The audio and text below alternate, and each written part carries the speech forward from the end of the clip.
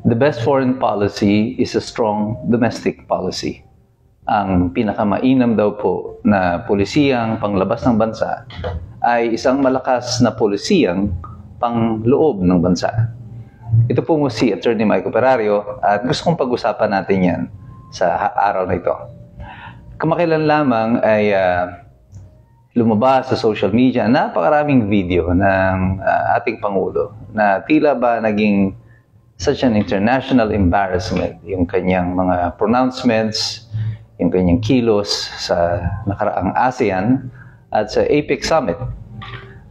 Sa ASEAN ay nakita mo dito yung tila pag-iiwas ng mga national leaders of other ASEAN countries. At ganon din ang nangyari sa APEC.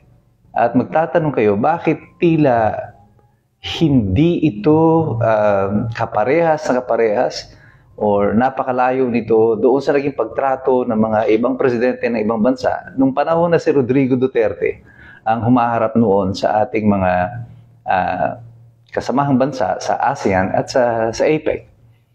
Well, pagkakaiba dyan, respeto.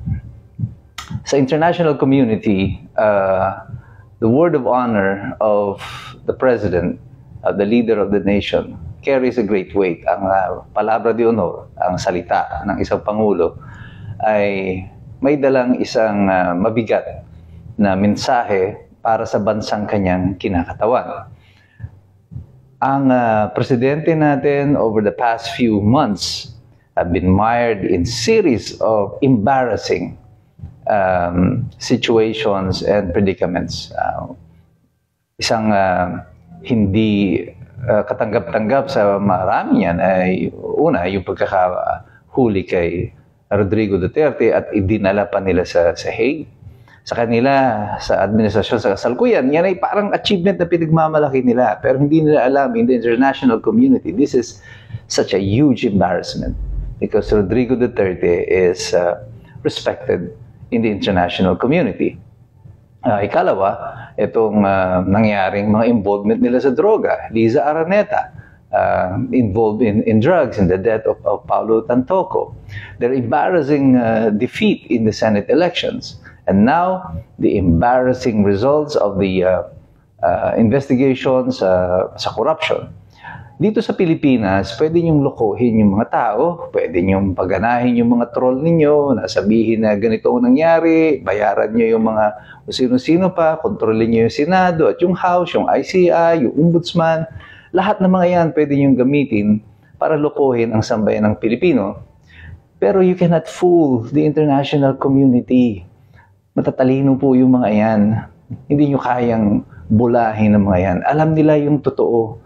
And what you're doing right now to the country is putting our country in a seriously embarrassing situation.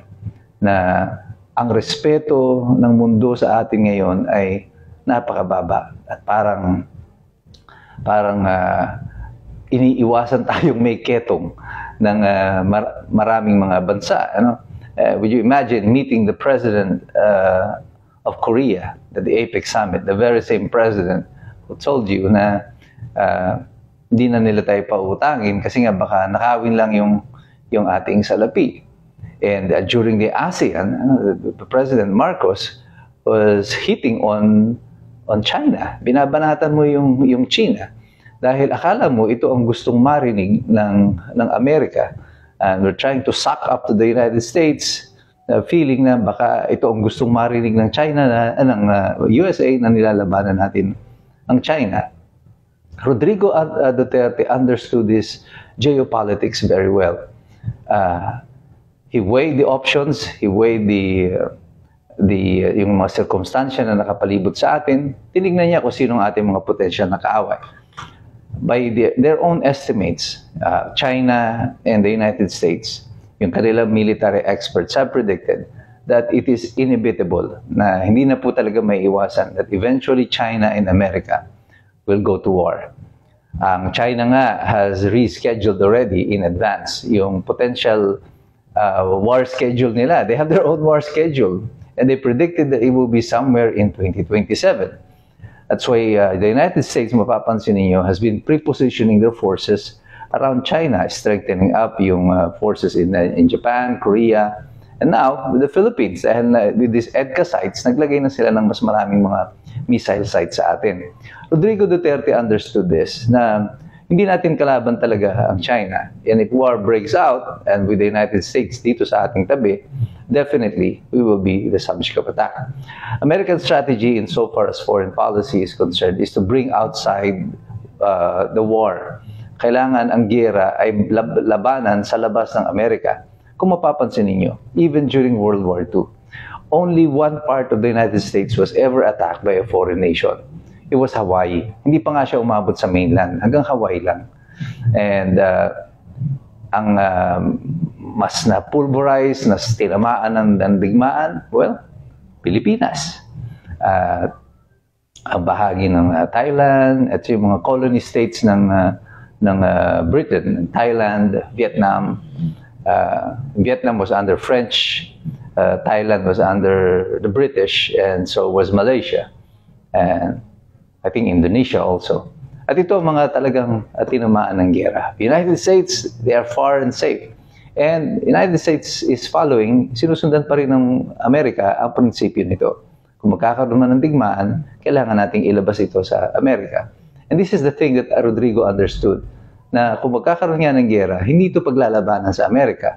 Yan ay paglalabanan dito sa atin sa Pilipinas. Tayong masasaktan, tayong mamamatayan, tayong madudurog. But he understood also na ang Amerika at ang Pilipinas hindi pwedeng magdigmaan because we have a mutual defense treaty with the United States. So the chances of the US attacking us is very small. And I mean, China, the probabilities of China attacking us is very big kasi wala naman tayong formal na kasunduan sa kanila. So it was important na hindi magkaroon ng tension between us and China. And that is what he is doing.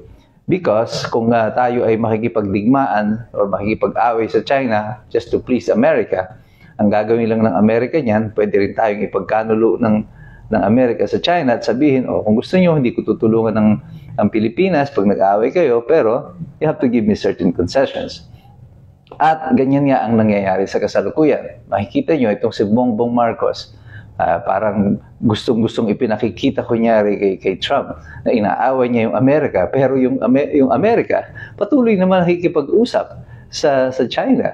And they're doing trade deals already with China. At tayo, naiiwan, nakahawak lamang tayo sa laylayan ng pantalon ng Amerika. And this is the thing that the leaders around Asia and Asia is seeing.